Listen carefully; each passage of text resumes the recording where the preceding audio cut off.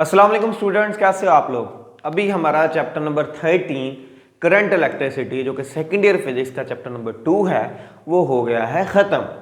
अब हमने देखनी है इसकी जो एग्जाम्पल्स हमने आई थी उनको स्किप किया था। अब हम इस चैप्टर की 5 एग्जाम्पल्स हैं उनको इधर देखेंगे और समझेंगे कि ये कौन कौन से टॉपिक से आ रही हैं और कैसे कैसे ये रिलेट हो रही हैं। सबसे पहले हमारे पास एग्जाम्पल 13.1, ये बड़ी आसान है, 4 एग्जाम्पल तो ऐसे हलवा है। मैं स्टेटमेंट पढ़ता हूँ। वो कहता है 1 × 10 की पावर कितने इलेक्ट्रॉन्स हैं। 1 × 10 की power electrons, number of electrons है 1 × 10 की पावर 7 इलेक्ट्रॉन्स है और किसी कंडक्टर से गुजरे 1 माइक्रो सेकेंड में। टाइम कितना है 1 माइक्रो सेकेंड, तो 1 × 10 की पावर -6 सेकेंड। उसके बाद find the current in ampere through the conductor electronic charges. Charge आपको खुद वैसे पता होना चाहिए, इलेक्ट्रॉन पे ये चार्ज होता है, ठीक है। करंट बताना है आपने, ठीक है। तो हमें पता है कि जो करंट का फार्मूला है, करंट का फार्मूला क्या होता है, I बराबर है Q/T। Q बराबर होता है NE/T। ये चैप्टर नंबर 12 में हमने देखा था, मिलिकन्स ने बताया था कि जो टोटल चार्ज होता है वो असल में N टाइम्स ऑफ E होता है। N है 1 × 10 की पावर 7, 1.6, 1 × 10 की पावर -19 ओवर टाइम 1 × 10 की पावर -6, -6 13, यानी कि -6 और ये 10 की पावर 7 और ये ऊपर जाकर हो जाएगा 1 × 10 की पावर 13, ये इधर जाकर प्लस हो जाएगा, मल्टीप्लाई 1.6 1 × 10 की पावर -19, तो 1.6 1 × 10 की power -6 which is equal to 1.61 microamperes. ठीक हो गया, तो ठीक है जी, ये हमारे पास आंसर आ जाएगा। जस्ट पावर्स को मैंने सॉल्व किया है, ठीक हो गया। उसके बाद है जी एग्जाम्पल नंबर 13.2, इसको देखते हैं। वो कहता है कि एक करंट है 0.75 एम्पेयर का, एक करंट है जिसकी वैल्यू है, करंट की वैल्यू है 0.75 एम्पेयर्स, ठीक है। वो एक कंडक्टर आयरन वायर से गुजर रहा है, वो एक आयरन वायर से गुजर रहा है और जब बैटरी उसको 1.5 वोल्ट की कनेक्ट हुई, यानी कि 5 वोल्ट की बैटरी को कनेक्ट करने के बाद इतना करंट गुजर रहा है, ठीक है। अब उस वायर की जो लेंथ है वो 5 मीटर और एरिया क्रॉस सेक्शन है 2.5 मल्टीप्लाई 10 की पावर -7। लेंथ कितनी है 5 मीटर, 0.5 मीटर, और जो एरिया है वो है 2.5 10 की पावर -7 मीटर स्क्वायर। तो आपसे सवाल यह है कि आपने उसकी रेजिस्टिविटी निकाल के देनी है, रेजिस्टिविटी। अब हमें पता है कि जो रेजिस्टिविटी है वो बराबर किसकी होती है, RA/L के, और हमें यह भी पता है कि R बराबर होता है V/I according to Ohm's law. अगर हम इसकी वैल्यू को इधर पुट करें तो रो बराबर आ जाएगी VA/I मल्टीप्लाई बाई L, ठीक है। या तो आप इसमें पुट करके वैल्यू को पुट कर दो या इसकी इक्वेशन को पुट कर दो। तो जब मैं इक्वेशन को पुट करूंगा तो रो बराबर आएगी V 1.5 मल्टीप्लाई बाई 2.5 10 की power -7 over 0.75 multiply by L की वैल्यू कितनी है 5.0। इसके साथ मैं इसे मल्टीप्लाई करूंगा तो इसे सोल्व करने के बाद हमारे पास जी आंसर आ रहा है 1 × 10 की पावर 1.0 × 10 की पावर -7 ओहम मीटर, ठीक हो गया। ये रेजिस्टिविटी आ जाएगी। इंतहाई आसान न्यूमेरिकल्स है। चलो आगे जल्दी से। अच्छा, अगर नोट करने हैं तो वीडियो पॉज करके नोट कर लें इजी होकर, अगर नहीं करने समझने हैं तो फिर तो काम ही मस्त है ना। उसके बाद न्यूमेरिकल नंबर आपके पास, एग्जाम्पल नंबर 13.3, ठीक है। वो कहता है प्लाटीनियम वायर है, उसकी रेजिस्टेंस 10 है 0 डिग्री पर, यानी कि एक प्लाटीनियम वायर है जिसकी इनिशियल रेजिस्टेंस 10 ओहम है और इनिशियल टेम्परेचर है 0 डिग्री। हमारे डिग्री का हिसाब नहीं है, हमारे है केल्विन का, तो केल्विन निकलता है डिग्री में 273 ऐड करके, तो ये आ गया आपके पास टेम्परेचर। आपने क्या करना है, find the value of temperature. उसकी रेजिस्टेंस चेंज हो गई टेम्परेचर, किसी टेम्परेचर टी पर, और उस वक्त जो टेम्परेचर था जिसका नाम मैं रख देता हूँ टी, चलो इसको मैं कह देता हूँ इनिशियल, इसको कह देता हूँ फाइनल, और वो कितना था 273 डिग्री। तो हम क्या करेंगे 273 plus 273 which is equal to 546 kelvin, ठीक हो गया। अब आपने बताना है कि इसका टेम्परेचर कोफिशिएंट ऑफ रेजिस्टेंस कितना है। ठीक है, तो सबसे पहले हम टेम्परेचर डिफरेंस निकालेंगे टी, वो किसके बराबर होगा, T F minus T I. तो 546 माइनस 273 which is equal to 273 kelvin. ठीक है, तो अब हम इस फार्मूले में पुट कर देंगे, फार्मूला था R T minus R not over R not into T. तो यह आ जाएगा 20 माइनस 10 ओवर 10 इंटू 273, यह आ जाएगा 10 ओवर 10 इंटू 273।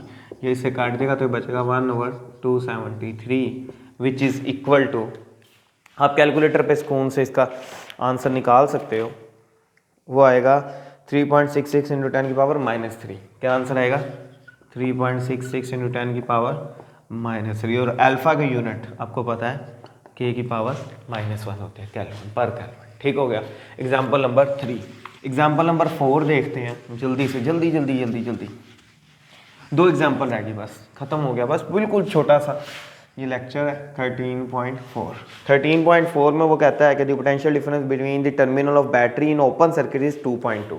ठीक है, ओपन सर्किट के अंदर जो पोटेंशियल है, हमें पता है कि ओपन सर्किट के अंदर जो पोटेंशियल होता है वो बैटरी का पोटेंशियल नहीं होता, बल्कि वो बैटरी की ईएमएफ होती है, इलेक्ट्रोमोटिव फोर्स वाले। अच्छा, जहाँ जहाँ से ये एग्जांपल्स आई हैं, इन टॉपिक्स के लिंक मैं नीचे डिस्क्रिप्शन में दे दूंगा, वहाँ से देख लेना। ठीक है, कि कौन से टॉपिक से, मैं साथ मेंशन कर दूंगा कि ये एग्जांपल इस टॉपिक से रिलेट कर रही है। ठीक है, और इसको हमने कनेक्ट कर दिया एक रेजिस्टेंस के साथ जिसकी वैल्यू है 5 ओहम।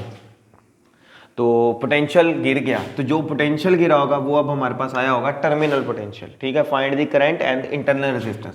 एक तो करंट बताओ भाई साहब को, और दूसरा है इंटरनल रेजिस्टेंस आर। ठीक है, तो करंट के लिए तो हम सिंपल सा ये इक्वेशन यूज करेंगे, V is equal to I R. तो I बराबर आ जाएगा V ओवर R। तो I V की वैल्यू है आपके पास 1.8 ओवर R कितना है 5। तो जब इसको डिवाइड करेंगे तो आएगा 0.36। ठीक है, अब हमें एक ये भी इक्वेशन पता है कि ईएमएफ बराबर होती है टर्मिनल पोटेंशियल प्लस आईआर। तो जो आईआर है वो किसके बराबर आ जाएगा, ईएमएफ माइनस वीटी। और आर जो कि हमने फाइंड करना है वो आता है ईएमएफ को में से टर्मिनल पोटेंशियल को माइनस कर दो और डिवाइडेड बाई जो सर्किट से करंट गुजर रहा हो। यानी कि वो असल में इधर आपको ये कहना चाह रहा था कि ये एक रेजिस्टेंस है,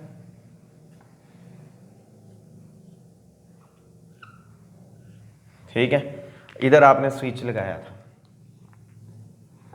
और ये आपकी बैटरी है, ये आपकी आर है और ये आपकी ईएमएफ है। ये थी 2.2 और ये थी 5 की, और सर्किट से करंट गुजर रहा है 36 एम्पेयर का। ठीक है, तो जब स्विच ओपन कर देंगे, सर्किट को करंट नहीं जाएगा, तो इसके क्रॉस जो रीडिंग होगी वो आपकी ईएमएफ होगी, और टर्मिनल पोटेंशियल जो इसके क्रॉस बनेगा वो आपका कहलाएगा VT, टर्मिनल पोटेंशियल। तो सर्किट से करंट ईएमएफ जो ये इंटरनल रेजिस्टेंस की वैल्यू कैसे निकालेंगे, 2.2 माइनस 1.8 डिवाइडेड बाई 0.36। तो जब आप इसे करोगे तो 0.4 divided by 0.36 answer will be 1.11 Om.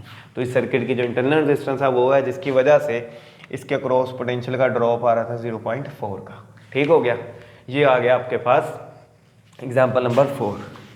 Example number 5 ये थोड़ी लेंथी है और यही एग्जाम्पल असल में समझने वाली है डिटेल में। ठीक है, तो इस पर थोड़ा सा मतलब 5-10 मिनट एक्स्ट्रा लग जाएंगे अपने, और ये लास्ट है।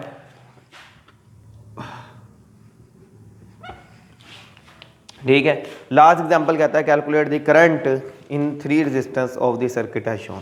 तो ये सबसे पहले इसका एक बेहतरीन सा सर्किट बनाते हैं और इस सर्किट को सॉल्व करते हैं। ठीक है, तो R1 R2 और R3। ठीक है, इसे मैं अभी बनाता हूँ।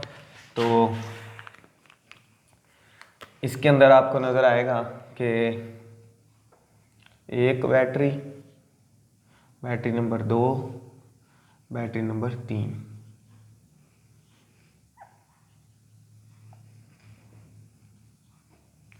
तीन रेजिस्टेंस लगी हुई हैं R1 R2 और R3, 3 EMF लगी हुई है।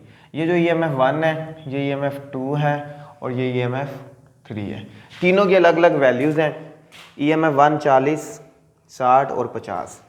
ठीक है, तो ये 60 वोल्ट की है, ये 40 वोल्ट की है और ये 50 वोल्ट की है। ठीक है, 3 रेजिस्टेंस लगी हुई हैं आपके पास। ठीक है, R1 R2 R3। R1 की वैल्यू है 10, 2 की 30 और आखिरी की 15। ठीक है। ये R1 जो है 40 आई थिंक 40 नहीं सॉरी 10, ये है 10 की।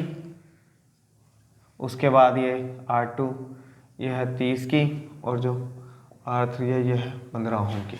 ठीक है 10, उसके R3 आपके पास है 15 की, R2 है 30 की और R1 है 10 की।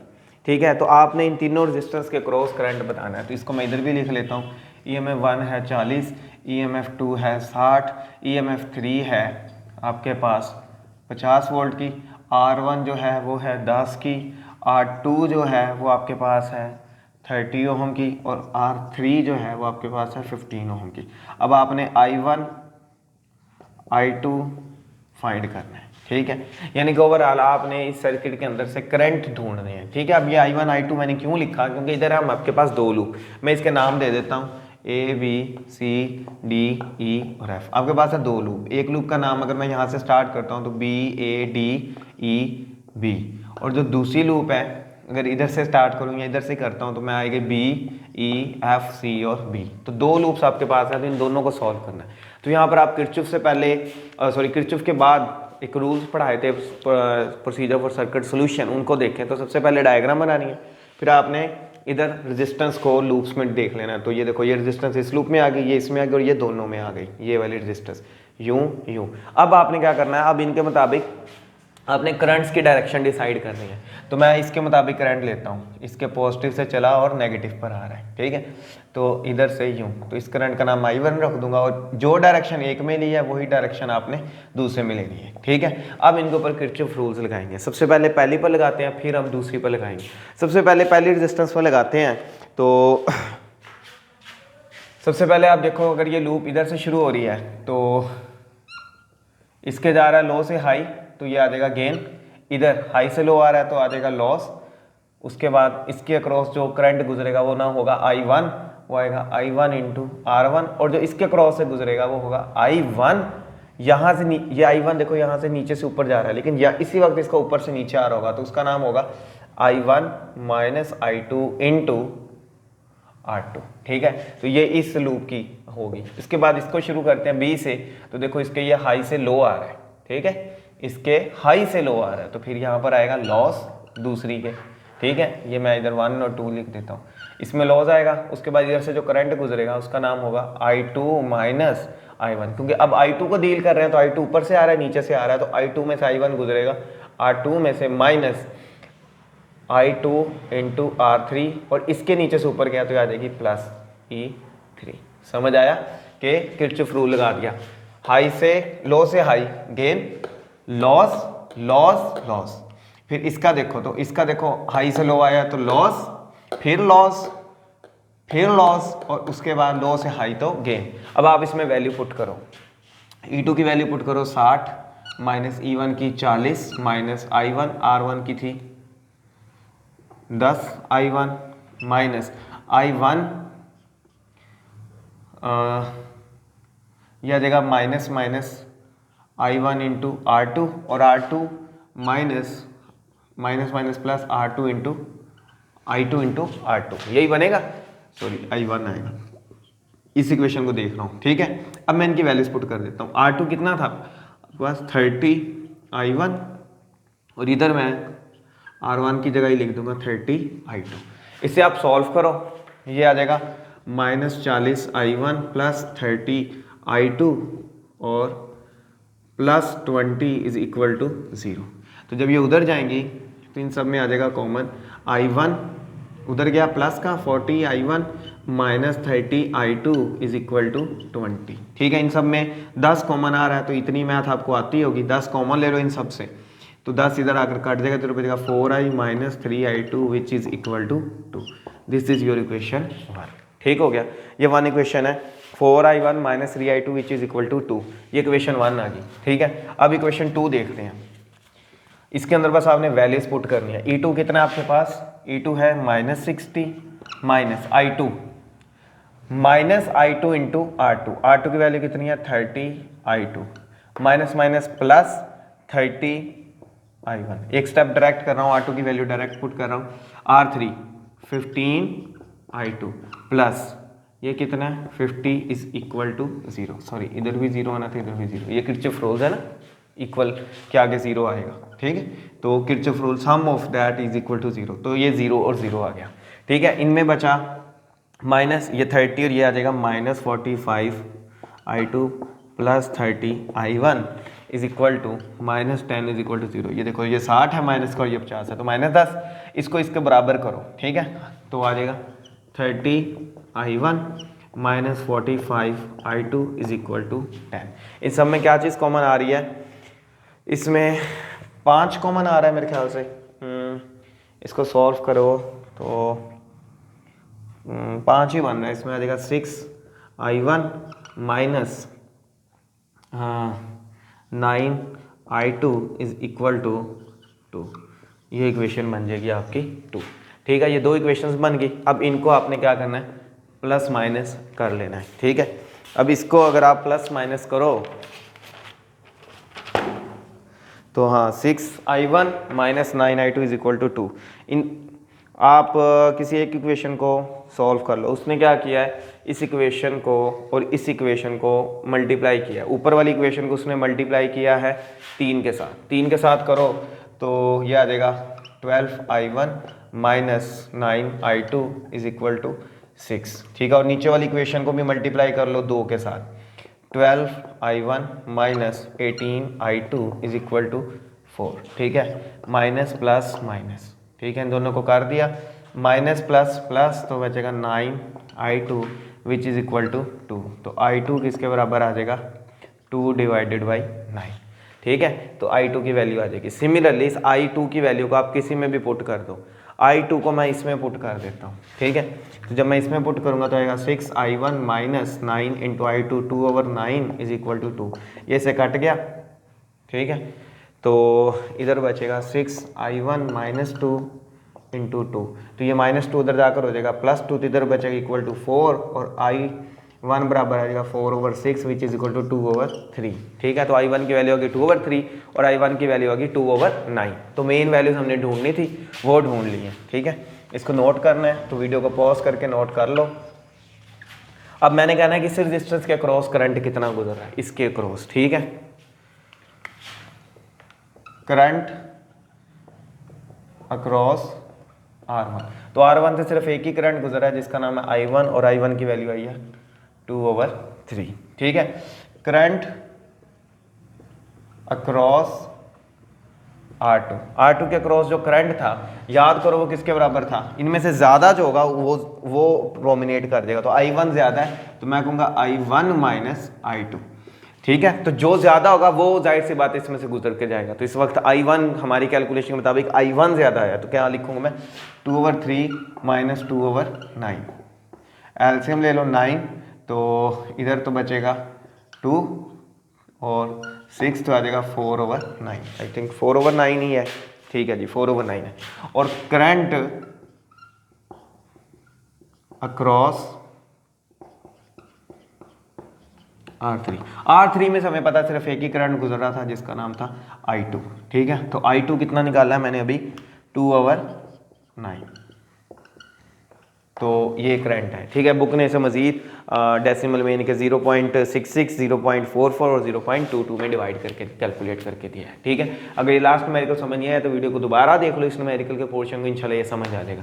अगर कोई कंसेप्ट या कोई चीज़ नहीं समझ आई तो उसका मतलब कमेंट में बताएं और वीडियो को लाइक करें और चैनल को सब्सक्राइब करें। Thanks for watching.